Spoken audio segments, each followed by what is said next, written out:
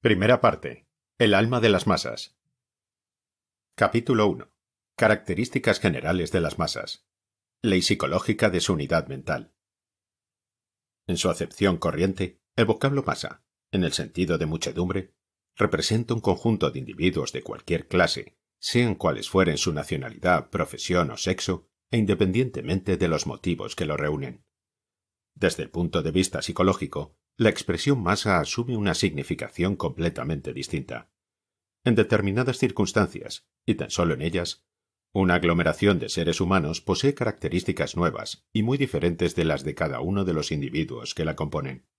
La personalidad consciente se esfuma, los sentimientos y las ideas de todas las unidades se orientan en una misma dirección. Se forma un alma colectiva, indudablemente transitoria, pero que presenta características muy definidas. La colectividad se convierte entonces en aquello que, a falta de otra expresión mejor, designaré como masa organizada, o, si se prefiere, masa psicológica. Forma un solo ser, y está sometido a la ley de la unidad mental de las masas. El hecho de que muchos individuos se encuentren accidentalmente unos junto a otros no les confiere las características de una masa organizada. 1000 sujetos reunidos al azar en una plaza pública, sin ninguna finalidad determinada, no constituyen en absoluto una masa psicológica. Para adquirir las correspondientes características especiales, es precisa la influencia de determinados excitantes cuya naturaleza hemos de determinar. La disolución de la personalidad consciente y la orientación de los sentimientos y pensamientos en un solo sentido, que son los primeros rasgos de la masa en vías de organizarse, no implican siempre la presencia simultánea de varios individuos en un mismo lugar. Millares de sujetos separados entre sí, en un determinado momento y bajo la influencia de ciertas emociones violentas, un gran acontecimiento nacional, por ejemplo, pueden adquirir las características de una masa psicológica. Un azar cualquiera que le reúna bastará entonces para que su conducta revista inmediatamente la especial forma de los actos de masa. En determinados momentos de la historia, media docena de hombres pueden constituir una muchedumbre psicológica, mientras que centenares de individuos reunidos accidentalmente podrán no formarla. Por otra parte, un pueblo entero, y sin que haya aglomeración visible, se convierte en ocasiones en masa bajo la acción de alguna influencia. Una vez formada, la masa psicológica adquiere características generales provisionales, pero determinables. A estas características generales se añaden otras particulares, que varían según los elementos que la compongan y que pueden modificar su estructura mental. Las masas psicológicas son, por tanto, susceptibles de clasificación. El estudio de esta última nos mostrará que una muchedumbre heterogénea, compuesta por elementos distintos entre sí, presenta rasgos comunes con las masas homogéneas, formadas por elementos más o menos similares, sectas, castas y clases, por caracteres comunes, y junto a estos, por particularidades que permiten diferenciarlas. Antes de ocuparnos de las diversas categorías de masas, vamos a examinar las características comunes a todas ellas. Operaremos como el naturalista, comenzando por determinar los rasgos generales de los individuos de una familia y luego los particulares que diferencian a los géneros y las especies que se incluyen en ella. El alma de las masas no es fácil de describir. Su organización varía, no solamente con arreglo a la raza y la composición de las colectividades, sino también según la naturaleza y el grado de las excitaciones a que está sometida. Por otra parte, la misma dificultad se presenta en el estudio psicológico de un ser humano cualquiera. En las novelas, los individuos se manifiestan con un carácter constante, pero no sucede así en la vida real. Tan solo la uniformidad de los medios ambientes crea la igualdad aparente de los caracteres. He demostrado en otro lugar que todas las constituciones mentales contienen modos de ser potenciales que pueden revelarse bajo la influencia de un brusco cambio de medio ambiente. Así, entre los más feroces miembros de la Convención se encontraban inofensivos burgueses que, en circunstancias corrientes, habrían sido pacíficos notarios o virtuosos magistrados. Una vez transcurrida la tormenta, recuperaron su carácter normal.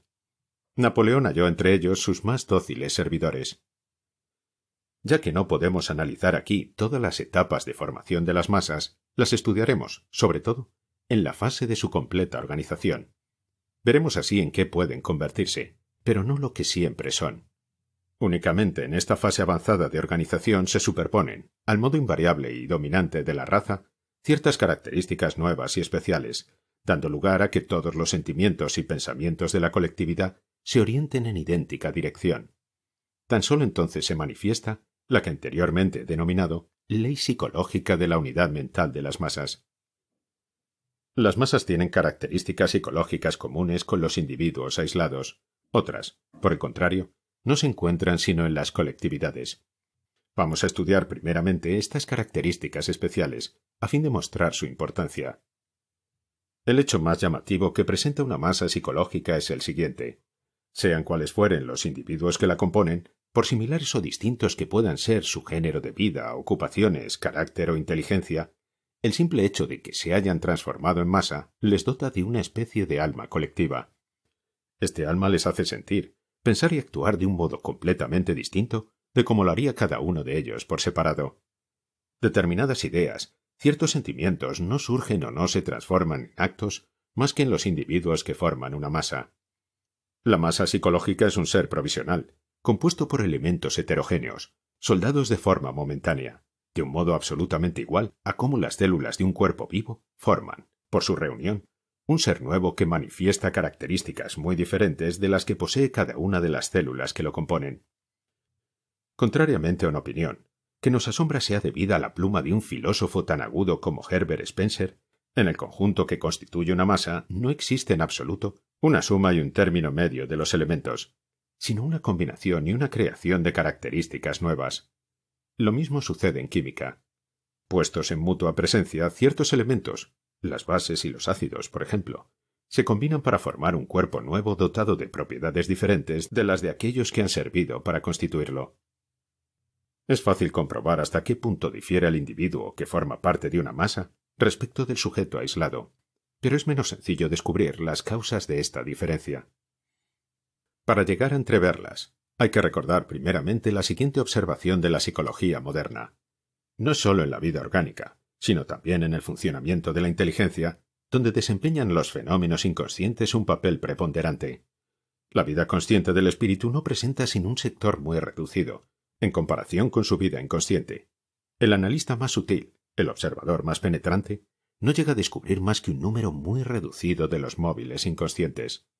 Nuestros actos conscientes derivan de un substrato inconsciente, formado sobre todo por influencias hereditarias. Este substrato encierra los innumerables residuos ancestrales que constituyen el alma de la raza. Tras las causas manifiestas de nuestros actos se encuentran causas secretas ignoradas por nosotros. La mayoría de nuestros actos cotidianos son el efecto de móviles ocultos que se nos escapan. Principalmente, todos los individuos que componen el alma de una raza se asemejan por los elementos inconscientes y difieren por los elementos conscientes, fruto de la educación, pero sobre todo de una herencia excepcional. Los hombres más diferentes entre sí por su inteligencia tienen, en ocasiones, instintos, pasiones y sentimientos idénticos. En todo aquello que se refiere a sentimientos, religión, política, moral, afectos, antipatías, etc., los hombres más eminentes no sobrepasan, sino en raras ocasiones, el nivel de los individuos corrientes. Entre un célebre matemático y su zapatero puede existir un abismo en su rendimiento intelectual, pero desde el punto de vista del carácter y de las creencias, la diferencia es frecuentemente nula o muy reducida. Ahora bien, estas cualidades generales del carácter, gobernadas por el inconsciente y que poseen en un mismo grado aproximado la mayoría de los individuos normales de una raza, son precisamente aquellas que encontramos, de forma generalizada, en las masas. En el alma colectiva se borran las aptitudes individuales de los hombres y, en consecuencia, su individualidad. Lo heterogéneo queda negado por lo homogéneo y predominan las cualidades inconscientes. Esta puesta en común de cualidades corrientes nos explica por qué las masas no pueden realizar actos que exigen una elevada inteligencia. Las decisiones de interés general tomadas por una asamblea de hombres distinguidos, pero de diferentes especialidades, no son sensiblemente superiores a las que adoptaría una reunión de imbéciles. Tan solo pueden asociar, en efecto, aquellas cualidades mediocres que todo el mundo posee. Las masas no acumulan la inteligencia, sino la mediocridad. No es todo el mundo, como se dice con frecuencia, quien tiene más ingenio que Voltaire. Ciertamente, Voltaire tiene más ingenio que todo el mundo, si es que todo el mundo representa a las masas. Pero si los individuos que forman una masa se limitan a fusionar sus cualidades corrientes, se daría simplemente un término medio y no, como hemos dicho, una creación de características nuevas. ¿De qué modo se establecen estas características? Procedamos a examinarlo. Diversas causas determinan la aparición de las especiales características de las masas. La primera de ellas es que el individuo integrado en una masa adquiere, por el mero hecho del número, un sentimiento de potencia invencible que le permite ceder a instintos que, por sí solo, habría frenado forzosamente. Y cederá con mayor facilidad, puesto que al ser la masa anónima y, en consecuencia, irresponsable, desaparece por completo el sentimiento de responsabilidad, que retiene siempre a los individuos. Una segunda causa, el contagio mental, interviene asimismo para determinar en las masas la manifestación de características especiales y, al mismo tiempo, su orientación. Dicho contagio es un fenómeno fácil de comprobar, pero que sigue hasta ahora sin explicar y que hay que poner en relación con los fenómenos de índole hipnótica que estudiaremos a continuación. En una masa, todo sentimiento, todo acto es contagioso, hasta el punto de que el individuo sacrifica muy fácilmente su interés personal al colectivo. Se trata de una actitud contraria a su naturaleza y que el hombre tan solo es capaz de asumir cuando forma parte de una masa. Una tercera causa, de mucha mayor importancia, determina en los individuos que forman masa características especiales, que a veces son muy opuestas a las del sujeto aislado. Me refiero a la sugestibilidad, cuyo contagio, anteriormente mencionado, no es sino un efecto. Para comprender este fenómeno hay que tener presentes algunos descubrimientos recientes de la fisiología. Hoy día sabemos que puede llevarse a un individuo a un estado tal que, habiendo perdido su personalidad consciente, obedezca todas las órdenes del operador que le ha hecho llegar a este estado y cometa los actos más contrarios a su carácter y costumbres. Ahora bien, atentas observaciones parecen demostrar que el individuo, sumergido durante cierto tiempo en el seno de una masa actuante, cae muy pronto, a consecuencia de los efluvios emanados por esta o por cualquier otra causa aún ignorada, en una situación particular, que se aproxima mucho al estado de fascinación del hipnotizado en manos de su hipnotizador. Al estar paralizada la vida del cerebro en el sujeto hipnotizado, éste se convierte en el esclavo de todas sus actividades inconscientes, que el hipnotizador dirige a su placer. La personalidad consciente se ha esfumado, la voluntad y el discernimiento han quedado abolidos. Sentimientos y pensamientos se orientan entonces en la dirección determinada por el hipnotizador. Aproximadamente, este es el estado del individuo que forma parte de una masa. Ya no es consciente de sus actos. En él, al igual que en el hipnotizado, mientras que son destruidas ciertas facultades, otras pueden alcanzar un grado extremo de exaltación. La influencia de una sugestión le lanzará con una fuerza irresistible a la ejecución de determinados actos. Impetuosidad más irrefrenable aún en las masas que en el sujeto hipnotizado, ya que la sugestión, al ser la misma para todos los individuos, se exagera al convertirse en recíproca. Las unidades de una masa que poseen una personalidad lo bastante fuerte como para resistir a la sugestión son muy poco numerosas y las arrastra la corriente. Podrán intentar, a lo sumo, una desviación mediante una sugestión diferente. En ocasiones, una palabra acertada, una imagen intencionadamente evocada, han apartado a las masas de los actos más sanguinarios.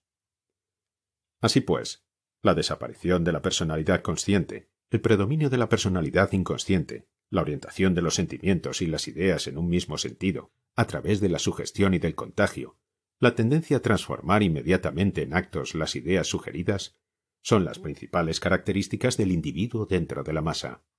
Ya no es el mismo, sino un autómata cuya voluntad no puede ejercer dominio sobre nada. Por el mero hecho de formar parte de una masa, el hombre desciende varios peldaños en la escala de la civilización. Aislado era quizá un individuo cultivado. En la masa es un instintivo y, en consecuencia, un bárbaro. Tiene la espontaneidad, la violencia, la ferocidad y también los entusiasmos y los heroísmos de los seres primitivos, a los que se aproxima más aún por su facilidad para dejarse impresionar por palabras, por imágenes, y para permitir que le conduzcan a actos que vulneren sus más evidentes intereses. El individuo que forma parte de una masa es un grano de arena inmenso entre otros muchos que el viento agita a su capricho. Y así vemos a jurados dictar veredictos que desaprobaría, individualmente, cada uno de los miembros, asambleas parlamentarias que adaptan leyes y medidas que rechazaría personalmente cada uno de sus componentes. Considerados por separado, los hombres de la convención eran burgueses de hábitos pacíficos. Reunidos en masa no vacilaron, bajo la influencia de algunos líderes, en enviar a la guillotina a los individuos más patentemente inocentes. Y, en contra de todos sus intereses, renunciaron a la inviolabilidad y se diezmaron mutuamente. El individuo inmerso en la masa no sólo difiere de su yo normal a causa de sus actos. Antes incluso de haber perdido toda independencia, se han transformado sus ideas y sentimientos, hasta el punto de que el avaro se pueda transformar en pródigo, el escéptico en creyente, el hombre honrado en criminal, el cobarde en héroe. La renuncia a todos sus privilegios, votada por la nobleza en un momento de entusiasmo durante la famosa noche del 4 de agosto de 1789, jamás hubiera sido aceptada por ninguno de sus miembros considerados aisladamente. De las observaciones precedentes deducimos que, intelectualmente, la masa es siempre inferior al individuo aislado, pero desde el punto de vista de los sentimientos y de los actos que éstos provocan, puede ser mejor o peor, según las circunstancias. Todo depende del modo como se la sugestione. Esto es lo que no han visto los escritores que han estudiado las masas tan solo desde el punto de vista criminal.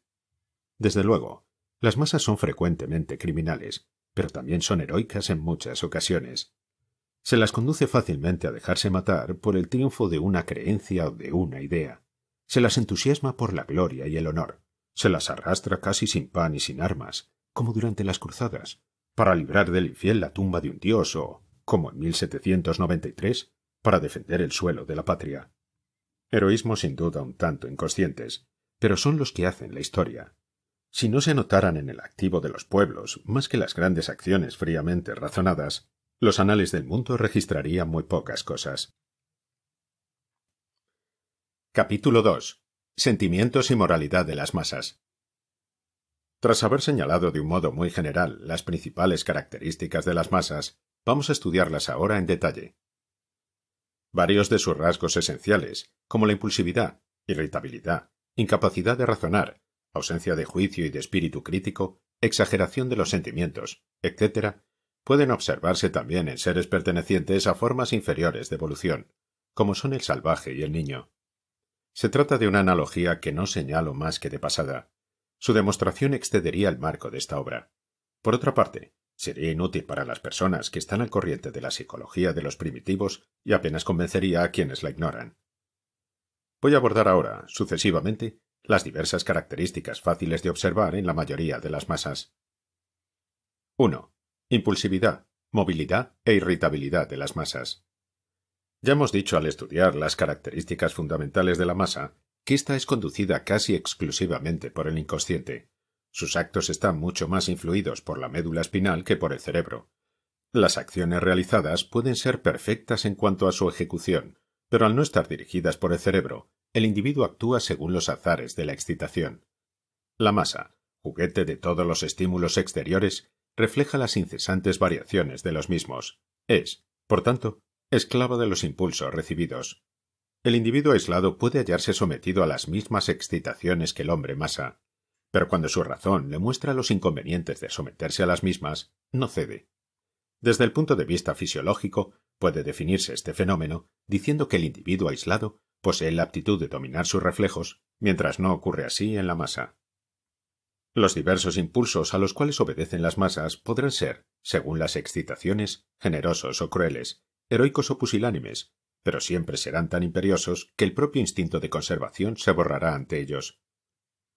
Las masas son extremadamente móviles por ser diversos los excitantes susceptibles de sugestionarlas, y por obedecer ellas siempre a los mismos.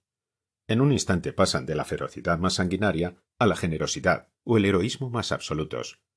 La masa se convierte con facilidad en verdugo, pero no menos fácilmente en mártir. De su seno han surgido los torrentes de sangre exigidos para el triunfo de toda creencia.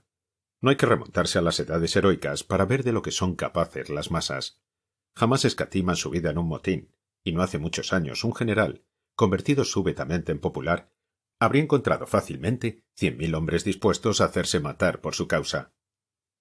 En las masas no se da, pues, nada premeditado. Pueden recorrer sucesivamente la gama de los más contradictorios sentimientos, bajo la influencia de momentáneas excitaciones. Se asemejan a las hojas que el huracán eleva, dispersa en todas las direcciones, para luego dejar caer. El estudio de algunas masas revolucionarias nos proporcionará diversos ejemplos de la variabilidad de sus sentimientos. Esta movilidad de las masas las hace muy difíciles de gobernar. sobre todo cuando han caído en sus manos parte de los poderes públicos. Si las necesidades de la vida cotidiana no constituyesen una especie de regulador invisible de los acontecimientos, las democracias no podrían subsistir en absoluto. Pero las masas, que apetecen las cosas con frenesí, no las desean durante mucho tiempo. Son tan incapaces de voluntad persistente como de pensamiento. La masa no es sólo impulsiva y móvil. Al igual que el salvaje, no admite obstáculos entre su deseo y la realización de éste, y ello tanto menos, puesto que el número le proporciona un sentimiento de poder irresistible. Para el individuo integrado en una masa desaparece la noción de imposibilidad. El hombre aislado se da cuenta de que por sí solo no puede incendiar un palacio, saquear unos almacenes. No surge así en él la tentación de hacerlo, pero cuando forma parte de una masa, toma conciencia del poder que le confiere el número y cederá inmediatamente a la primera sugerencia de muerte y pillaje. El obstáculo inesperado será destrozado con frenesí. Si el organismo humano permitiese la perpetuidad del furor, podría decirse que este sería el estado normal de la masa contrariada. En la irritabilidad de las masas, en su impulsividad y su movilidad, así como en todos los sentimientos populares que estudiaremos, siempre intervienen las características fundamentales de la raza. Constituyen el suelo invariable en el que germinan nuestros sentimientos. Indudablemente, las masas son irritables e impulsivas, pero con grandes variaciones en cuanto a grado. Resulta notable, por ejemplo, la diferencia entre una masa latina y una anglosajona. Los hechos recientes de nuestra historia arrojan viva luz sobre este punto. En 1870, la publicación de un simple telegrama que relataba un supuesto insulto bastó para determinar una explosión de furor de la que surgió inmediatamente una guerra terrible. Algunos años más tarde, el anuncio telegráfico de un insignificante fracaso en Langson provocó una nueva explosión que dio lugar a la caída instantánea del gobierno. En el mismo momento, el fracaso mucho más grave de una expedición inglesa ante Jartum no produjo en Inglaterra más que escasa emoción y no fue cambiado ningún ministro. Las masas son siempre femeninas, pero las más femeninas de todas son las masas latinas.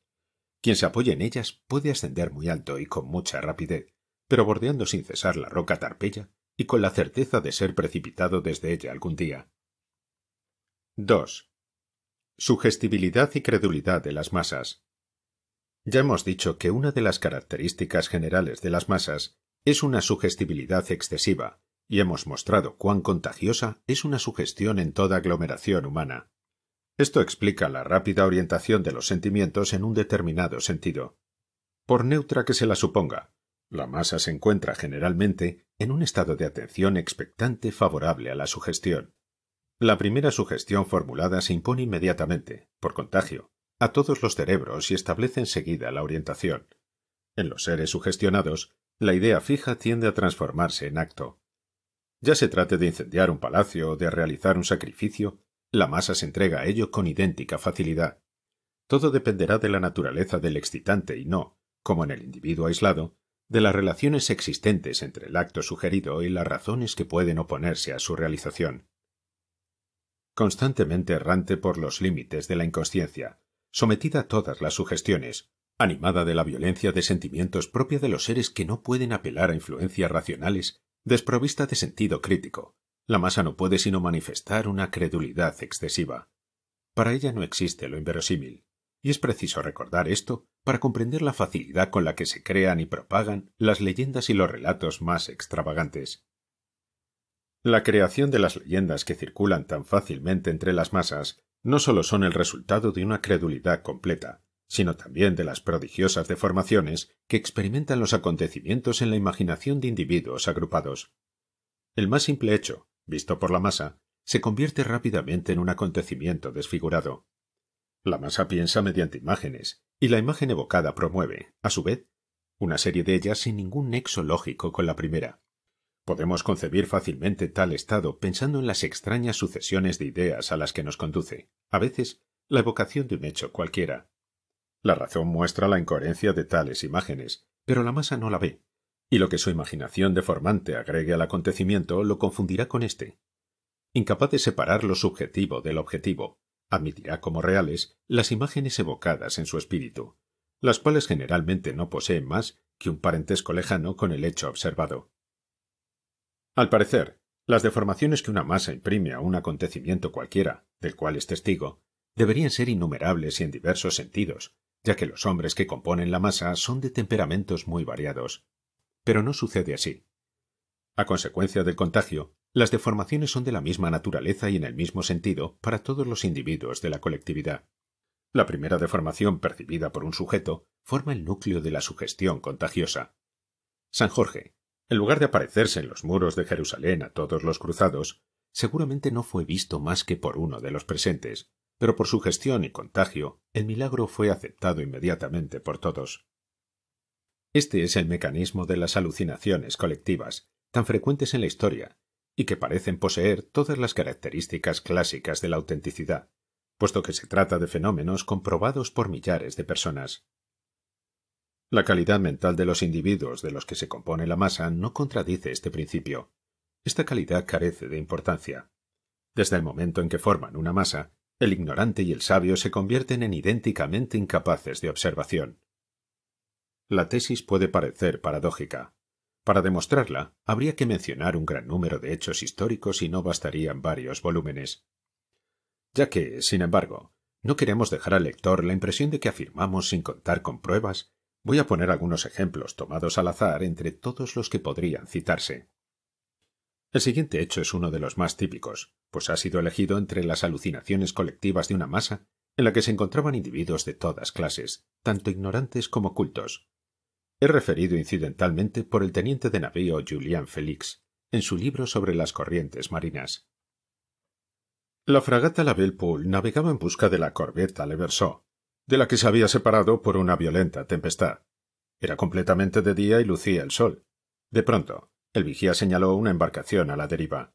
La tripulación dirige sus miradas hacia el punto indicado y, tanto oficiales como marineros, perciben claramente una balsa cargada de hombres, remolcada por embarcaciones sobre las cuales flotaban señales de socorro. El almirante de Fossé hizo armar una embarcación para acudir en socorro de los náufragos. Al aproximarse, los marineros y los oficiales que la tripulaban veían masas de hombres que se agitaban, que tendían sus manos y escuchaban el ruido sordo y confuso de gran número de voces. Cuando llegaron a la supuesta balsa, se encontraron sencillamente frente a unas cuantas ramas de árboles, cubiertas de hojas y arrancadas a la vecina costa. Ante una evidencia tan palpable, la alucinación se desvaneció. Este ejemplo revela muy claramente el mecanismo de la alucinación colectiva que hemos expuesto. Por una parte, una masa en estado de atención expectante. Por otra, una sugestión operada por el vigía al señalar un navío a la deriva en alta mar y aceptada por contagio por todos los presentes, tanto oficiales como marineros. No es preciso que la masa sea numerosa para que su facultad de ver correctamente quede destruida, siendo los hechos reales sustituidos por alucinaciones que no se relacionan con ellos. La reunión de unos cuantos individuos constituye una masa y, aun cuando se trate de sabios eminentes, asumen todas las características de las masas en aquellos temas que se salen de su especialidad. Se esfuman la facultad de observación y el espíritu crítico que individualmente poseen. Un ingenioso psicólogo, Davy, nos proporciona un ejemplo muy curioso de ello, publicado por los Annales de Sciences Physiques, y que merece ser relatado aquí. Davy convocó una reunión de distinguidos observadores, entre los que se hallaba uno de los primeros sabios de Inglaterra, Wallace, y ejecutó ante ellos, tras haberles dejado examinar los objetos y poner sellos de lacre donde quisieran, todos los fenómenos clásicos de los espiritistas, materialización de espíritus, escritura en encerados, etc. Después de obtener informes escritos por tan ilustres espectadores, en los que aseguraban que los fenómenos observados no podían conseguirse más que por medios sobrenaturales, le reveló que no eran sino el resultado de supercherías muy simples. Lo más asombroso de la investigación de Davy, escribe el autor del relato, no es lo maravilloso de los trucos mismos, sino la escasa consistencia de los informes realizados por los testigos no iniciados. Así, dice, los testigos pueden realizar numerosos relatos positivos, que son completamente erróneos, pero cuyo resultado es que, si se aceptan sus descripciones como exactas, los fenómenos que citan son inexplicables por la superchería. Los métodos inventados por Davy eran tan sencillos que asombra el que tuviese la audacia de emplearlos. Pero tenía tal poder sobre el espíritu de la masa que podía persuadirla de que estaba viendo aquello que, en realidad, no veía. Se trata del poder del hipnotizador sobre el hipnotizado.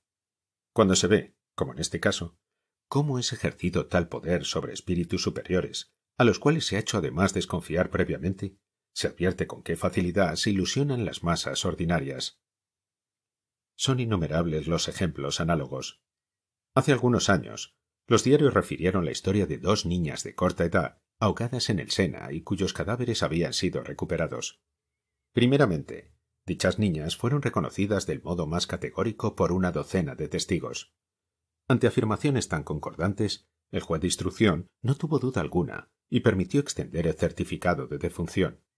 Pero en el momento en que iba a procederse a la inhumación de los cadáveres, el azar hizo que se descubriese que las supuestas víctimas estaban perfectamente vivas y, por otra parte, tan solo guardaban una lejana semejanza con las pequeñas ahogadas. Al igual que en los ejemplos anteriormente citados, la afirmación de un primer testigo, víctima de una ilusión, había bastado para sugestionar a todos los demás. En casos similares, el punto de partida de la sugestión es siempre la ilusión producida en un individuo por medio de reminiscencias más o menos vagas, surgiendo luego el contagio mediante la afirmación de dicha ilusión inicial. Si el primer observador es muy impresionable, bastará que el cadáver al cual cree reconocer presente, fuera de toda auténtica semejanza, alguna particularidad, una cicatriz, un detalle del atuendo, capaz de evocarle la idea de tratarse de otra persona. Tal idea se convierte entonces en el núcleo de una especie de cristalización que invade el campo del entendimiento y paraliza toda facultad crítica. Lo que el observador ve entonces no es ya el objeto mismo, sino la imagen evocada en su espíritu. Así se explican los reconocimientos erróneos de cadáveres de niños por su propia madre, como en el siguiente caso, ya antiguo, y en el que vemos, precisamente, cómo se manifiestan las 2 clases de sugestión cuyo mecanismo acabo de indicar. El niño fue reconocido por otro, el cual se equivocaba. Entonces tuvo lugar la serie de reconocimientos inexactos. Pudo observarse algo muy extraordinario. Al día siguiente de haber reconocido un escolar el cadáver, una mujer gritó: «¡Ay, Dios mío! ¡Pero si es mi hijo!». Se la lleva junto al cadáver, examina sus defectos, comprueba la presencia de una cicatriz en la frente. «Claro que es mi pobre hijo», dice, «desaparecido desde el mes de julio. Me lo han robado y me lo han matado». La mujer era portera en la Rue de Dufour y se llamaba Chavandret. Se hizo venir a su cuñado, el cual afirmó, sin vacilar: «Es el pequeño Philibert». Varios vecinos de la calle reconocieron a Philibert Chavandret, aparte de su propio maestro de escuela, para el cual era un indicador la medalla que llevaba. Pues bien, los vecinos, el cuñado, el maestro de escuela y la madre se habían equivocado. 6 semanas más tarde fue establecida la identidad del cadáver. Se trataba de un niño asesinado en Burdeos y cuyo cadáver había sido enviado a París a través de una agencia. Eclair, del 21 de abril de 1895. Hemos de hacer constatar que, generalmente, estos reconocimientos son realizados por mujeres y niños, es decir, precisamente por los seres más impresionables. Demuestran el poco valor que pueden tener estos testimonios en asuntos judiciales. Principalmente, las afirmaciones de los niños no deberían tenerse en cuenta jamás. Los magistrados repiten, como un lugar común, que a dicha edad no se miente. Por el contrario, una cultura psicológica algo menos sumaria les enseñaría que a dicha edad se miente casi siempre. Indudablemente se trata de mentiras inocentes, pero no por ello son menos mentiras. Valdría más juzgar a cara o cruz la condena de un acusado que decidirla, como tantas veces se hace, con arreglo al testimonio de un niño. Volviendo a las observaciones realizadas por las masas, podemos afirmar que son las más erróneas de todas y representan, generalmente, la simple ilusión de un individuo que, a través de un contagio, ha sugestionado a los demás. Innumerables hechos demuestran la absoluta desconfianza que debe inspirar el testimonio de las masas. Millares de hombres asistieron a la célebre carga de caballería de la batalla de Sedan y, sin embargo, resulta imposible, ya que los testimonios visuales son de lo más contradictorio, saber quién la ordenó. En un reciente libro, el general inglés Wolseley ha demostrado que hasta ahora se han cometido los errores más graves acerca de los hechos más destacados de la batalla de Waterloo, que fueron presenciados, sin embargo, por centenares de testigos. Todos estos ejemplos muestran, repito, el valor que puede tener el testimonio de las masas. Los tratados de lógica incluyen la unanimidad de numerosos testigos dentro de la categoría de las pruebas más demostrativas de la exactitud de un hecho.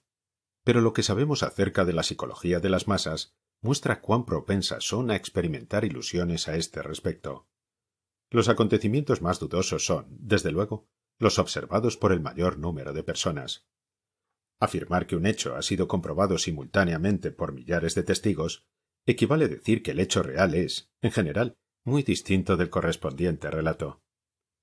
De cuanto precede se desprende claramente que los libros de historia han de considerarse como obras de pura imaginación. Se trata de relatos fantaseados, relativos a hechos mal observados, acompañados de explicaciones establecidas a posteriori. Si el pasado no nos hubiese legado sus obras literarias, artísticas y monumentales, no conoceríamos nada real. Sabemos una sola palabra de verdad acerca de grandes hombres que desempeñaron papeles preponderantes en la humanidad, tales como Hércules, Buda, Jesús o Mahoma. Probablemente no. Por otra parte, en el fondo nos importa poco lo que fue exactamente su vida. Los seres que han impresionado a las masas fueron héroes legendarios y no héroes reales. Desgraciadamente, las propias leyendas no tienen tampoco consistencia alguna. La imaginación de las masas las transforma sin cesar según las épocas y, sobre todo, según las razas. Hay mucha distancia del Jehová sanguinario de la Biblia al Dios de amor de Santa Teresa. Y el Buda adorado en China no tiene ya ningún rasgo común con el que se venera en la India. Incluso no es necesario que hayan transcurrido siglos para que las leyendas acerca de los héroes sean transformadas por la imaginación de las masas. La transformación tiene a veces lugar en unos cuantos años. Hemos visto en nuestros días cómo la leyenda acerca de uno de los mayores héroes históricos se ha modificado varias veces en menos de 50 años. Bajo los Borbones, Napoleón se convirtió en una especie de personaje idílico, filántropo y liberal, amigo de los humildes, los cuales, según los poetas, habrían de conservar su recuerdo durante mucho tiempo. 30 años después, el héroe paternal se había convertido en un déspota sanguinario, usurpador del poder y de la libertad, y que sacrificó por su ambición a 3 millones de hombres. Actualmente, la leyenda se sigue transformando. Cuando hayan transcurrido varias decenas de siglos, los sabios del futuro, en presencia de tan contradictorios relatos, dudarán quizá acerca de la existencia del héroe, como nosotros dudamos en ocasiones de la de Buda, y no verán en él sino algún mito solar o una variante de la leyenda de Hércules. Se consolarán fácilmente, sin duda, de esta incertidumbre, ya que, mejor iniciados que en la actualidad a la psicología de las masas, sabrán que la historia no puede eternizar sino mitos. 3. Exageración y simplismo de los sentimientos de las masas. Los sentimientos buenos o malos, manifestados por una masa, presentan la doble característica de ser muy simples y muy exagerados. En este aspecto, así como en tantos otros, el individuo masa se aproxima a los seres primitivos. Inaccesible a los matices, ve las cosas en bloque y no conoce transiciones. En la masa, la exageración de un sentimiento está fortalecida por el hecho de que, al propagarse muy rápidamente por sugestión y contagio, la aprobación de la que es objeto acrecienta su fuerza de modo considerable. La simplicidad y la exageración de los sentimientos de las masas los preservan de la duda y la certidumbre. Al igual que las mujeres, tienden inmediatamente a los extremos. La sospecha enunciada se transforma de manera inmediata en evidencia indiscutible. Un inicio de antipatía y desaprobación que permanecería poco acentuado en el individuo aislado se convierte rápidamente en un odio feroz en el individuo masa. La violencia de los sentimientos de las masas se exagera más aún, sobre todo en las masas heterogéneas, por la ausencia de responsabilidad. La certeza de la impunidad, tanto más acentuada cuanto más numerosa es la masa, y la noción de un considerable poder momentáneo debido al número, hacen factibles para la colectividad sentimientos y actos que resultan imposibles para el individuo aislado. En las masas, el imbécil, el ignorante y el envidioso se ven liberados del sentimiento de su nulidad y su impotencia, sustituido por la noción de una fuerza brutal, pasajera pero inmensa. Frecuentemente, en las masas, la exageración se refiere por desgracia a malos sentimientos, reliquia atávica de los instintos del hombre primitivo, y que el miedo al castigo obliga a refrenar en el individuo aislado y con sentimiento de responsabilidad. Así se explica la facilidad con que se entretengan las masas a los peores excesos. Hábilmente sugestionadas, las masas se hacen capaces de heroísmo y sacrificio. Incluso son más aptas que el individuo aislado. Volveremos a insistir sobre este punto al estudiar el tema de la moralidad. Al no ser impresionada la masa más que por los sentimientos excesivos, el orador que desee seducirla debe abusar de las afirmaciones violentas. Exagerar, afirmar, repetir y no intentar jamás demostrar nada mediante razonamiento. He aquí los procedimientos de argumentación familiares a los oradores de las reuniones populares. La masa reclama también idéntica exageración en los sentimientos de sus héroes. Sus cualidades y virtudes aparentes han de estar siempre amplificadas. En el teatro, la masa exige del protagonista de la obra unas virtudes, un valor, una moralidad que jamás se dan en la vida corriente. Se ha hablado, con razón, de la óptica especial del teatro. Existe, sin duda, pero, generalmente, sus reglas no guardan relación alguna con el buen sentido y la lógica. El arte de hablar a las masas es de un orden inferior, pero exige aptitudes muy especiales. A veces, al leerlas, no se comprende el éxito obtenido por ciertas obras teatrales y los empresarios, cuando las reciben, generalmente están muy inseguros respecto al éxito que puedan obtener, ya que para juzgarlas tendrían que transformarse en masa. De poder abordar esta cuestión más a fondo, sería fácil demostrar también la influencia preponderante de la raza. Ocasionalmente, una obra teatral que en un país entusiasma a la masa del público no obtiene éxito alguno en otro, o no lo logra más que de manera relativa, ya que no pone en juego resortes capaces de entusiasmar a su nuevo público. Creemos inútil añadir que la exageración de las masas se refiere tan solo a los sentimientos y de ningún modo a la inteligencia. Como ya he señalado, por el simple hecho de estar el individuo inmerso en una masa, desciende considerablemente su nivel intelectual. Tarde lo ha constatado también en sus investigaciones acerca de los crímenes de las masas. Así pues, únicamente en el plano de los sentimientos pueden las masas elevarse muy altas o descender, por el contrario, muy bajo. 4. Intolerancia, autoritarismo y conservadurismo de las masas. Al no conocer las masas, sino sentimientos simples y extremos, las opiniones, ideas y creencias que se las sugiere son aceptadas o rechazadas en bloque, siendo consideradas como verdades absolutas o errores no menos absolutos. Siempre sucede así con las creencias determinadas mediante sugestión, en lugar de haber sido engendradas por razonamiento. Sabido es cuán intolerantes son las creencias religiosas y qué despótico es el imperio que ejercen sobre las almas. No teniendo duda alguna acerca de lo que cree es verdad, o por el contrario, error, y poseyendo, por otra parte, clara noción de su fuerza, la masa es tan autoritaria como intolerante. El individuo puede aceptar la contradicción y discusión, mientras que la masa no la soporta jamás. En las reuniones públicas, la más ligera contradicción por parte de un orador es inmediatamente acogida con rugidos de furor y violentas invectivas, seguidas muy pronto por vías de hecho y expulsión, a poco que éste insista.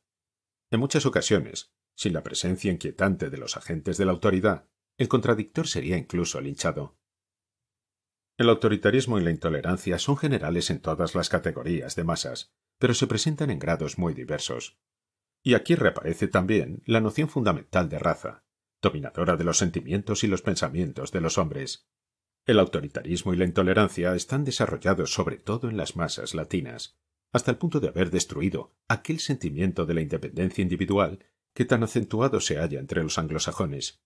Las masas latinas no son sensibles más que a la independencia colectiva de su secta, y la característica de esta independencia consiste en la necesidad de someter, inmediata y violentamente, a sus creencias a todos los disidentes. En los pueblos latinos, los jacobinos de todas las épocas, desde la de la Inquisición, no han podido elevarse a otra concepción de la libertad.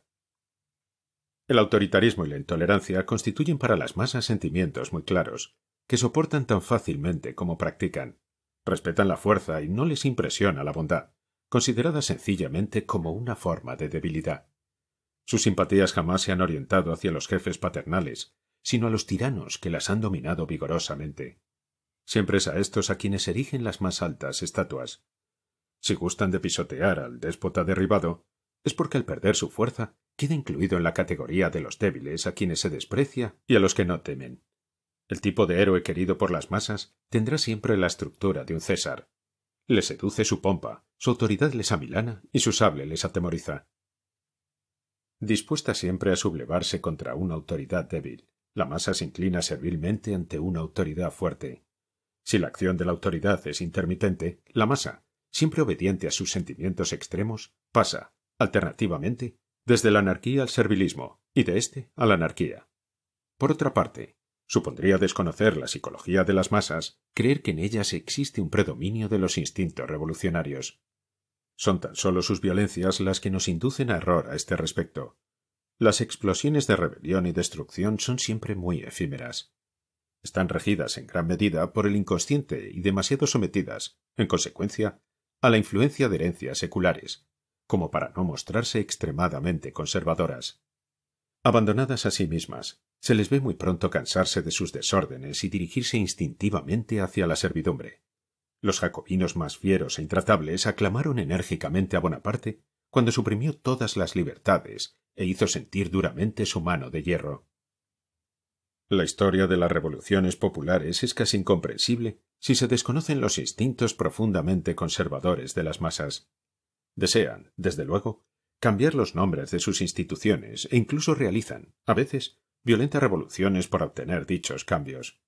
Pero el fondo de tales instituciones expresa demasiado las necesidades hereditarias de la raza como para que las masas no retornen siempre al mismo. Su incesante movilidad no se refiere sino a cosas superficiales. De hecho, tienen irreductibles instintos conservadores y, como todos los primitivos, un respeto fetichista por las tradiciones, un horror inconsciente a las novedades, capaces de modificar sus condiciones reales de existencia. Si el actual poder de las democracias hubiera existido en la época en que fueron inventados los oficios mecánicos, el vapor y los ferrocarriles, la realización de estos inventos habría resultado imposible, o solo se hubiese logrado al precio de reiteradas revoluciones. Felizmente para los progresos de la civilización, la supremacía de las masas no nació sino cuando ya se habían realizado los grandes descubrimientos de la ciencia y de la industria. 5. Moralidad de las masas. Si adjudicamos a la palabra moralidad el sentido de respeto constante de ciertas convenciones sociales y de represión permanente de los impulsos egoístas, resulta evidente que las masas son demasiado impulsivas y móviles como para ser capaces de moralidad. Pero si incluimos dentro de dicho término la aparición momentánea de determinadas cualidades, como la abnegación, el desinterés, el sacrificio de sí mismo, la necesidad de equidad, podemos afirmar que, por el contrario, las masas son a veces capaces de mostrar una moralidad muy elevada. Los escasos psicólogos que las han estudiado no lo han hecho más que desde el punto de vista de sus actos criminales, y como han observado que tales actos se producen con frecuencia, han asignado a las masas un nivel moral muy bajo. No cabe duda de que lo manifiestan a menudo, pero ¿por qué? Sencillamente porque los instintos de ferocidad destructiva son residuos de edades primitivas que permanecen en el fondo de cada uno de nosotros. Para el individuo aislado sería peligroso satisfacerlos, mientras que el hecho de su absorción por una masa irresponsable, en la que está asegurada su impunidad, le deja en plena libertad para seguirlos. Al no poder ejercer, habitualmente, estos instintos destructivos en nuestros semejantes, nos limitamos a satisfacerlos en los animales. La pasión por la caza y la ferocidad de las masas proceden de una misma fuente. La masa que despedaza lentamente a una víctima indefensa demuestra una crueldad muy cobarde, pero para el filósofo, dicha crueldad está próximamente emparentada con la de los cazadores, que se reúnen por docenas para asistir al despedazamiento de un desdichado ciervo por sus perros.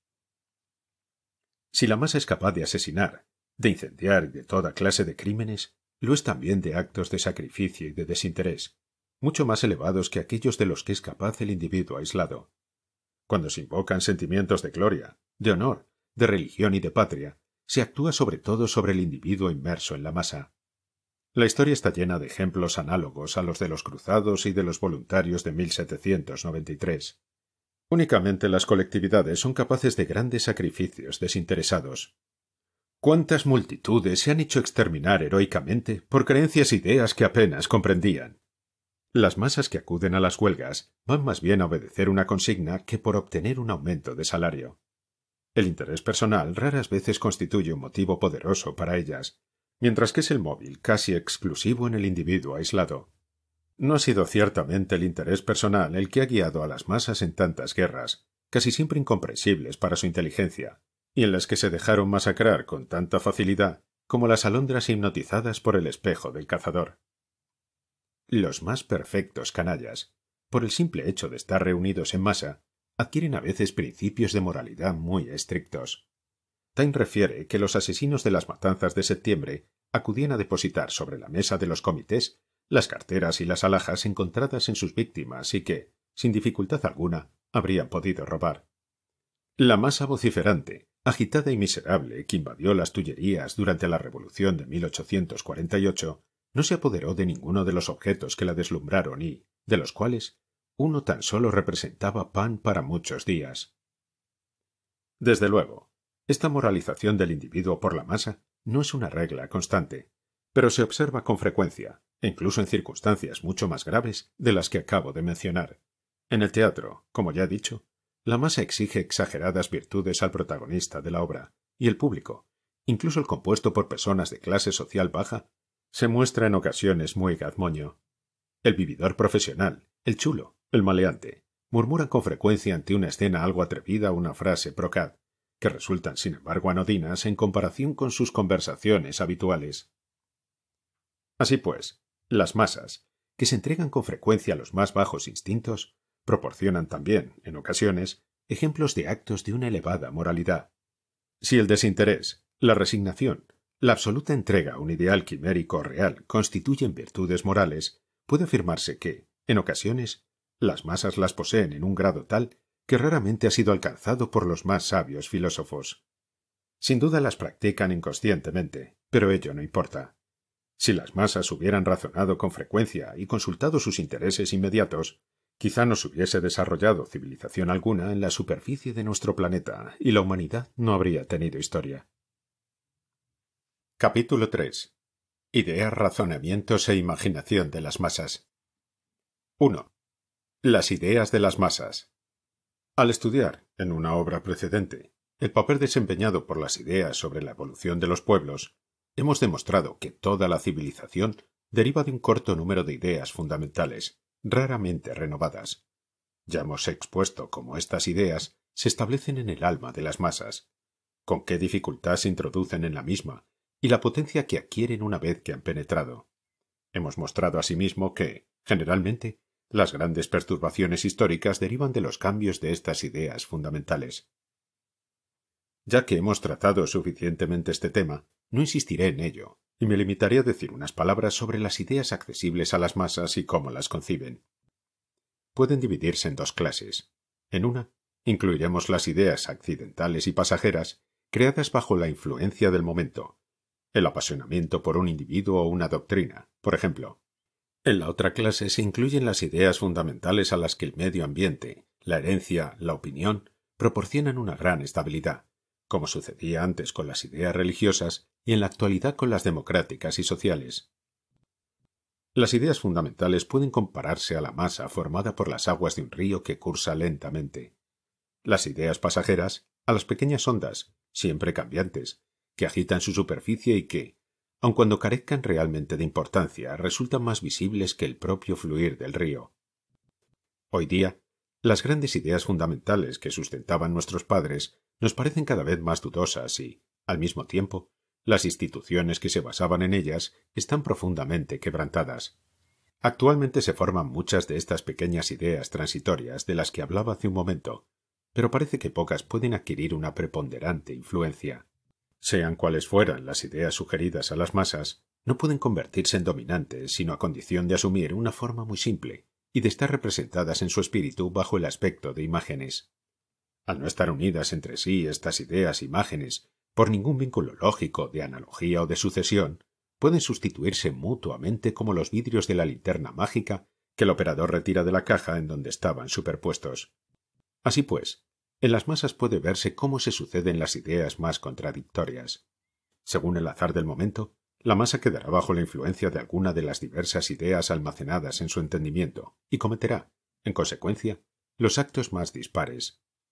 Su completa ausencia de espíritu crítico no le permite advertir las correspondientes contradicciones. Por otra parte, esto no constituye un fenómeno exclusivo de las masas. Ocurre asimismo en muchos individuos aislados, no solamente entre los seres primitivos, sino también entre todos aquellos que, debido a una vertiente cualquiera de su espíritu, los seguidores de una intensa fe religiosa, por ejemplo, se aproximan a los primitivos. Lo he observado, por ejemplo, entre los hindúes cultos, educados en nuestras universidades europeas, en las que han obtenido todos los diplomas. Sobre su fondo inmutable de ideas religiosas o sociales hereditarias se había superpuesto, sin alterarlas en absoluto, una capa de ideas occidentales, que no guardaban relación alguna con las primeras.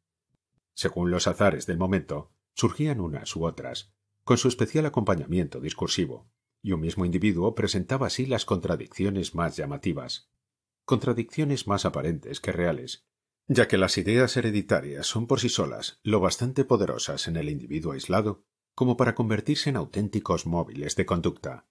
Sólo cuando, en virtud de cruzamientos, el hombre se encuentra entre diferentes impulsos hereditarios, los actos pueden ser completamente contradictorios de un momento a otro.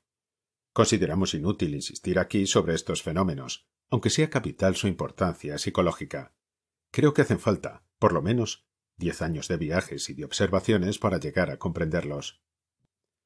Para convertirse en populares, las ideas han de experimentar con frecuencia las más completas transformaciones, ya que son sólo accesibles a las masas tras haber revestido una forma muy simple. Cuando se trata de ideas filosóficas o científicas algo elevadas, se puede comprobar la profundidad de las modificaciones que le son necesarias para descender, de estrato en estrato, hasta el nivel de las masas.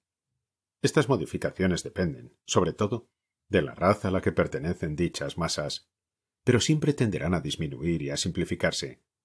En realidad, tampoco hay desde el punto de vista social una jerarquía de ideas, es decir, ideas más o menos elevadas. Por el simple hecho de llegar una idea a las masas y poderlas emocionar, queda despojada de casi todo lo que la confería su elevación y su grandeza. Por otra parte, carece de importancia el valor jerárquico de una idea, y no hay que tener en cuenta más que los efectos que produce. Las ideas cristianas de la Edad Media, las ideas democráticas del siglo pasado, las ideas sociales de la actualidad, no son, desde luego, muy elevadas. Desde el punto de vista filosófico pueden considerarse como errores bastante pobres. No obstante, su papel ha sido y será inmenso, y quedarán incluidas durante mucho tiempo entre los factores más esenciales de la conducta de los estados.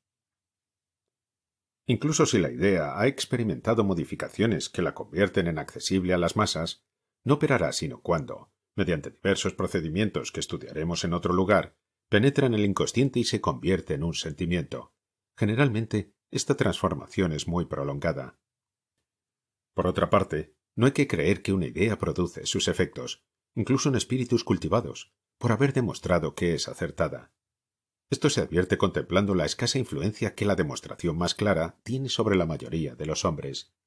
La manifiesta evidencia podrá reconocerse por un auditorio instruido, pero muy pronto será equiparada por su inconsciente a sus concepciones primitivas. Si vuelve a verse al cabo de unos días, manifestará de nuevo sus antiguos argumentos, exactamente en los mismos términos. Se halla, en efecto, bajo la influencia de ideas anteriores que se han convertido en sentimientos, y son tan solo éstas las que actúan sobre los móviles profundos de nuestros actos y nuestros discursos. Cuando, mediante diversos procedimientos, una idea se ha incrustado finalmente en el alma de las masas, adquiere un poder irresistible y desarrolla toda una serie de consecuencias. Las ideas filosóficas que desembocaron en la Revolución Francesa tardaron mucho en implantarse en el alma popular, pero sabida es la irresistible fuerza que adquirieron cuando quedaron establecidas. El impulso de todo un pueblo hasta la conquista de la igualdad social, hasta la realización de derechos abstractos y de libertades ideales, hizo vacilar a todos los tronos y conmocionó profundamente al mundo occidental. Durante 20 años, los pueblos se precipitaron unos contra otros, y Europa conoció hecatombes comparables a las de Gengis Khan y Tamerlán. Jamás se puso tan claramente de manifiesto aquello que puede producir un desencantamiento de ideas capaces de cambiar la orientación de los sentimientos. Si es preciso mucho tiempo para que las ideas se establezcan en el alma de las masas, no menos tiempo necesitan para salir de ella. Desde el punto de vista de las ideas, las masas están siempre en unas cuantas generaciones de retraso con respecto a los sabios y filósofos. Todos los hombres de Estado saben en la actualidad lo que contienen de erróneo las ideas fundamentales que acabamos de mencionar, pero siendo muy poderosa todavía la influencia de las mismas, están obligados a gobernar con arreglo a principios en cuya verdad han cesado ya de creer. 2. Los razonamientos de las masas. No puede afirmarse de un modo absoluto que las masas no sean influenciables mediante razonamientos, pero los argumentos que emplean y los que actúan sobre ellas se muestran en un orden tan inferior, desde el punto de vista lógico, que sólo se les puede calificar de razonamientos por analogía. Los razonamientos inferiores de las masas, al igual que los elevados, se basan en asociaciones, pero las ideas asociadas por las masas no mantienen entre sí más que vínculos aparentes de semejanza o de sucesión. Se asocian como las de un esquimal que, sabiendo por experiencia que el hielo, un cuerpo transparente, se licua en su boca, deduce que el vidrio, también transparente, deberá fundirse igualmente en su boca. O bien como las del salvaje que se figura que comiéndose el corazón de su enemigo valeroso, adquirirá su bravura, o las del obrero que, explotado por un patrono, llega a la conclusión de que todos los patronos actúan así. Las características de la lógica colectiva son la asociación de cosas dispares que no tienen entre sí otra cosa que las relaciones aparentes y la inmediata generalización de casos particulares.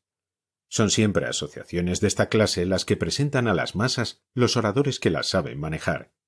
Únicamente tales asociaciones pueden influir sobre las masas. Para ellas, una concatenación de razonamientos rigurosos resultaría totalmente incomprensible, y por ello cabe decir que no razonan, o que lo hacen erróneamente, no siendo tan influenciables mediante un razonamiento. A veces asombra, al leerlos, la trivialidad de determinados discursos que han ejercido una enorme influencia sobre sus oyentes, pero se olvida que fueron realizados para arrastrar a una colectividad y no para ser leídos por filósofos. El orador, en íntima comunicación con la masa, sabe evocar imágenes que la seducen. Si logra éxito, ha alcanzado su finalidad, y un conjunto de arengas no llega a valer ni las pocas frases que han conseguido seducir a las almas a las que había que convencer. Creemos útil añadir que la incapacidad de las masas para razonar las priva de todo espíritu crítico, es decir, de la aptitud para discernir entre la verdad y el error, para formular un juicio preciso. Los juicios que las masas aceptan son tan solo los impuestos y jamás los discutidos. Desde ese punto de vista, son numerosos los individuos que no se elevan por encima de las masas. La facilidad con que determinadas opiniones se convierten en generales se basa, sobre todo, en la imposibilidad que tienen la mayoría de los hombres para formarse una opinión particular fundamentada en sus propios razonamientos. 3. La imaginación de las masas. La imaginación representativa de las masas, al igual que la de todos los seres en los que no interviene el razonamiento, puede ser profundamente impresionada. Las imágenes evocadas en su espíritu por un personaje, un acontecimiento o un accidente, tienen casi la vivacidad de las cosas reales. Hasta cierto punto, las masas se hallan en el caso de un durmiente cuya razón, momentáneamente suspendida, deja surgir en su espíritu imágenes de una intensidad extrema, pero que se desvanecen rápidamente al contacto con la reflexión. Las masas, al no ser capaces de reflexión ni de razonamiento, no conocen lo inverosímil, pero, generalmente, las cosas más irreales son las que más llaman la atención. Por ello, los aspectos maravillosos y legendarios de los acontecimientos son los que más atraen a las masas. Lo maravilloso y lo legendario son, en realidad, los auténticos soportes de una civilización. En la historia, la apariencia ha desempeñado siempre un papel mucho más importante que la realidad. Lo irreal predomina en ella sobre lo real. Al no poder pensar las masas más que por imágenes, no se dejan impresionar sino mediante imágenes. Solo éstas las aterrorizan o seducen y se convierten en móviles de acción. Por ello, las representaciones teatrales, que muestran la imagen en su forma más neta, poseen siempre una enorme influencia. Pan y espectáculo constituían, en sus tiempos, el ideal de felicidad para la plebe romana. Y este ideal ha variado poco a través de las edades. Nada afecta tanto a la imaginación popular como una obra de teatro. Toda la sala experimenta simultáneamente las mismas emociones, y si éstas no se transforman de modo inmediato en actos, es que el más inconsciente espectador no puede ignorar que es víctima de ilusiones y que ha reído o llorado ante imaginarias aventuras. A veces, sin embargo, los sentimientos sugeridos por las imágenes son lo bastante fuertes como para tender, al igual que las sugestiones habituales, a transformarse en actos. Conocida es la historia de aquel teatro dramático popular, en donde el actor que representaba el papel de malo había de ser protegido a la salida, para sustraerle a las violencias de los espectadores indignados por sus imaginarios crímenes. Creo que esto constituye uno de los más notables índices del estado mental de las masas y, sobre todo, de la facilidad con que se las sugestiona. A sus ojos, lo irreal posee casi tanta importancia como lo real. Tienen una evidente tendencia a no diferenciarlos. Sobre la imaginación popular se fundamentan el poder de los conquistadores y la fuerza de los estados. Actuando sobre ella se arrastra a las masas. Todos los grandes hechos históricos, la creación del budismo, del cristianismo, del islamismo, la Reforma, la Revolución Francesa y, en nuestros días, la amenazadora invasión del socialismo, son consecuencias directas o lejanas de intensas impresiones ejercidas sobre la imaginación de las masas. También los grandes hombres de Estado de todas las épocas y todos los países, incluidos los déspotas más absolutos, han considerado a la imaginación popular como el apoyo de todo su poderío. Jamás han intentado gobernar contra ella. «Haciéndome católico», decía Napoleón al Consejo de Estado, «he concluido la guerra de la Vendée. Haciéndome musulmán me he establecido en Egipto. Haciéndome ultramontano me he ganado a los sacerdotes en Italia. Si gobernase un pueblo de judíos, restablecería el templo de Salomón». Jamás, quizá, desde Alejandro y César, ningún hombre ha comprendido mejor cómo ha de ser impresionada la imaginación de las masas. Su preocupación constante fue cómo afectarla. Pensaba en ello en sus victorias, en sus arengas, en sus discursos, en todos sus actos. Seguía pensando en ello en su lecho de muerte. ¿Cómo impresionar la imaginación de las masas? Lo veremos a continuación. Pero desde ahora podemos afirmar que las manifestaciones destinadas a influir la inteligencia y la razón serían incapaces de conseguir tal fin. Antonio no tuvo necesidad de una sabia retórica para amotinar al pueblo contra los asesinos de César. Le leyó su testamento y le mostró su cadáver. Todo aquello que impresiona la imaginación de las masas se presenta en forma de una imagen emocionante y clara, desprovista de interpretación accesoria o no teniendo otro acompañamiento que el de algunos hechos maravillosos. Una gran victoria, un gran milagro, un gran crimen, una gran esperanza. Es importante presentar las cosas en bloque y sin indicar jamás la correspondiente génesis. 100 pequeños crímenes o 100 pequeños accidentes no afectarán en modo alguno a la imaginación de las masas, mientras que un solo crimen de importancia, una sola catástrofe, las conmoverán en gran medida, incluso con resultados infinitamente más mortíferos que los 100 pequeños accidentes reunidos.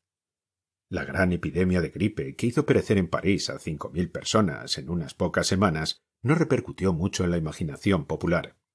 Esta auténtica hecatombe no se tradujo, en efecto, por alguna imagen visible, sino tan solo por los datos estadísticos semanales. Un accidente que, en lugar de hacer perecer a dichas 5.000 personas, hubiese matado tan solo a 500 en el mismo día, en una plaza pública, mediante un acontecimiento bien visible, como por ejemplo el hundimiento de la Torre Eiffel, habría ejercido una impresión inmensa en la imaginación. La posible pérdida de un transatlántico que, por ausencia de noticias, se suponía naufragado en alta mar, repercutió intensamente durante 8 días en la imaginación de las masas. No obstante, las estadísticas oficiales revelan que, en el mismo año, se perdieron 1 millar de grandes navíos. Las masas no se preocuparon ni un solo instante de dichas pérdidas sucesivas, mucho más importantes en cuanto a la destrucción de vidas y mercancías. No son, pues, los hechos mismos en sí los que afectan a la imaginación popular, sino más bien el modo como se presentan. Por condensación, por así decir, tales hechos han de dar lugar a una impresionante imagen que embargue y obsesione al espíritu. Conocer el arte de impresionar la imaginación de las masas equivale a conocer el arte de gobernarlas. Capítulo 4. Formas religiosas que revisten todas las convicciones de las masas. Ya hemos visto que las masas no razonan, que admiten o rechazan las ideas en bloque, que no soportan discusión ni contradicción y que las sugestiones que actúan sobre ellas invaden por completo el campo de su entendimiento y tienden a transformarse de inmediato en actos. Hemos mostrado que las masas, convenientemente sugestionadas, están prestas a sacrificarse por el ideal que se les sugiera. Hemos visto, por último, que no conocen más que sentimientos violentos y extremos. En ellas, la simpatía se convierte muy pronto en adoración y la antipatía, apenas nacida, se transforma en odio. Estas indicaciones generales permiten presentir ya la naturaleza de sus convicciones. Examinando de cerca las convicciones de las masas, tanto en las épocas de fe como en las grandes conmociones políticas, tales como las del último siglo, se comprueba que presentan siempre una forma especial, que no puedo determinar mejor sino dándole el nombre de sentimiento religioso. Este sentimiento tiene características muy simples: adoración de un ser al que se supone superior, temor al poder que se le atribuye, sumisión ciega a sus mandamientos, imposibilidad de discutir sus dogmas, deseo de difundirlos, tendencia a considerar como enemigos a todos los que rechazan el admitirlos. Ya se aplique tal sentimiento a un Dios invisible, a un ídolo de piedra, a un héroe o a una idea política, siempre es de esencia religiosa. En él se aunan lo sobrenatural y lo milagroso. Las masas revisten de un mismo y misterioso poder a la fórmula política o al jefe victorioso que momentáneamente las fanatiza. No se es religioso únicamente cuando se adora a una divinidad, sino cuando se aplican todos los recursos del espíritu, todas las sumisiones de la voluntad, todos los ardores del fanatismo al servicio de una causa o de un ser que se ha convertido en la meta y guía de los sentimientos y las acciones. Generalmente, la intolerancia y el fanatismo constituyen el acompañamiento de un sentimiento religioso. Resultan inevitables en aquellos que creen poseer el secreto de la felicidad terrenal o de la eterna. Estos dos rasgos aparecen en todos los hombres agrupados, cuando les arrastra una convicción cualquiera. Los jacobinos del terror eran tan acendadamente religiosos como los católicos de la Inquisición, y su cruel ardor derivaba de la misma fuente. Las convicciones de la masa revisten estas características de sumisión ciega, de feroz intolerancia, de necesidad de propaganda violenta inherentes al sentimiento religioso. Puede afirmarse, por tanto, que todas sus creencias adoptan una forma religiosa. El héroe al cual aclama la masa es auténticamente un dios para ella. Napoleón lo fue durante 15 años y jamás una divinidad contó con más perfectos adoradores. Ninguna envió más fácilmente a los hombres a la muerte. Los dioses del paganismo y del cristianismo no ejercieron nunca imperio más absoluto sobre las almas. Quienes fundaron creencias religiosas o políticas lo hicieron sabiendo imponer a las masas aquellos sentimientos de fanatismo religioso que hacen que el hombre encuentre su felicidad en la adoración y le impulsan a sacrificar su vida por su ídolo. Así ha sucedido en todas las épocas. En su bello libro sobre la Galia romana, Fustel de Coulanges afirma justificadamente que el imperio romano no se mantuvo en absoluto por la fuerza, sino por la admiración religiosa que inspiraba. Sería algo excepcional en la historia del mundo, dice con razón, que un régimen detestado por las poblaciones haya durado 5 siglos.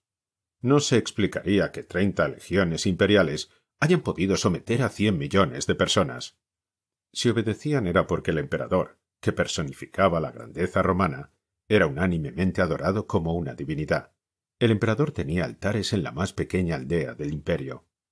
En aquella época se vio surgir en las almas, de un extremo a otro del imperio, una religión nueva que tenía por divinidades a los propios emperadores. Unos años antes de la era cristiana, toda la Galia, representada por 60 poblaciones, elevó en común un templo augusto cerca de la ciudad de León. Sus sacerdotes, elegidos por la reunión de las ciudades galas, eran los primeros personajes de su país. Es imposible atribuir todo esto al miedo y al servilismo. No se puede afirmar de pueblos enteros que sean serviles, ni tampoco pueden permanecer así durante 3 siglos. No eran tan solo los cortesanos los que adoraban al príncipe. Era Roma, y no era solamente Roma. Era Galia, era Hispania, eran Grecia y Asia. Hoy día, la mayoría de los grandes conquistadores de almas no poseen ya altares, pero sí estatuas o imágenes. El culto que se les tributa no es muy diferente del de antaño. No se llega a comprender la filosofía de la historia, sino tras haber captado bien el siguiente punto fundamental de la psicología de las masas. Para ellas hay que ser o Dios o nada. No se trata de supersticiones de otra época definitivamente expulsadas por la razón. En su eterna lucha contra la razón, el sentimiento no ha sido jamás vencido. Las masas no quieren escuchar ya las palabras divinidad o religión que las han dominado durante tanto tiempo. Pero ninguna época las ha visto elevar tantas estatuas y altares como desde hace un siglo. El movimiento popular, conocido con el nombre de boulangisme, demostró con qué facilidad están prestos a renacer los instintos religiosos de las masas. No había posada de pueblo que no poseyese la imagen del héroe. Se le atribuía el poder de remediar todas las injusticias, todos los males, y millares de hombres habrían entregado su vida por él. ¿Qué lugar hubiese podido conquistar en la historia si su carácter hubiera podido mantener su leyenda? Es asimismo una trivialidad inútil repetir que las masas precisan una religión. Las creencias políticas, divinas y sociales no se establecen en las masas, sino a condición de adoptar siempre la forma religiosa que las pone al abrigo de discusiones. Si fuese posible hacer adoptar a las masas el ateísmo, tendría todo el intolerante ardor de un sentimiento religioso y, en cuanto a sus formas exteriores, se convertiría rápidamente en un culto. La evolución de la pequeña secta positivista nos proporciona una curiosa prueba de ello. Se asemeja a aquel nihilista cuya historia nos narra el profundo Dostoyevsky. Iluminado un día por las luces de la razón, rompió las imágenes de las divinidades y los santos que adornaban el altar de su pequeña capilla. Apagó los cirios y, sin perder un instante, sustituyó las imágenes destruidas por las obras de algunos filósofos ateos, y luego volvió a encender piadosamente los cirios. El objeto de sus creencias religiosas se había transformado, pero ¿puede afirmarse, en realidad, que habían cambiado sus sentimientos religiosos? No se comprenden bien, repito, ciertos acontecimientos históricos, y precisamente los más importantes, sino tras darse cuenta de la forma religiosa que terminan siempre por adoptar las convicciones de las masas. Muchos fenómenos sociales exigen el estudio de un psicólogo más que el de un naturalista. Taine, nuestro gran historiador, no ha estudiado la Revolución Francesa sino como naturalista, y así se le ha escapado con frecuencia la génesis auténtica de los acontecimientos. Ha observado perfectamente los hechos, pero al no haber penetrado en la psicología de las masas, el célebre escritor no ha sabido siempre remontarse a las causas. Al haberle espantado los hechos por sus aspectos sanguinarios, anárquicos y feroces, no ha visto en los héroes de la gran epopeya más que una horda de salvajes epilépticos entregándose sin trabas a sus instintos. Las violencias de la revolución, sus matanzas, su necesidad de propaganda, sus declaraciones de guerra a todos los reyes, no se explican más si se considera que fueron el establecimiento de una nueva creencia religiosa en el alma de las masas. La Reforma, la Noche de San Bartolomé, las guerras de religión, la Inquisición, el terror, son fenómenos de orden idéntico, llevados a cabo bajo la sugestión de aquellos sentimientos religiosos que conducen forzosamente a extirpar, a sangre y fuego, cuanto se opone al establecimiento de la nueva creencia. Los métodos de la Inquisición y del terror son los propios de auténticos convencidos. No se trataría de convencidos si empleasen otros. Conmociones históricas como las que acabo de citar no son posibles más que cuando las hace surgir el alma de las masas. Los déspotas más absolutistas serían impotentes para desencadenarlas. Los historiadores que presentan la Noche de San Bartolomé como la obra de un rey ignoran la psicología de las masas tanto como la de los reyes. Manifestaciones semejantes sólo pueden surgir del alma popular. El poder más absoluto del más despótico monarca no logra sino adelantar o retrasar algo el correspondiente momento. No fueron los reyes los que dieron lugar a la Noche de San Bartolomé, ni a las guerras de religión, ni tampoco fueron Robespierre, Danton o Saint-Just los que crearon el terror. Tras acontecimientos semejantes está siempre el alma de las masas.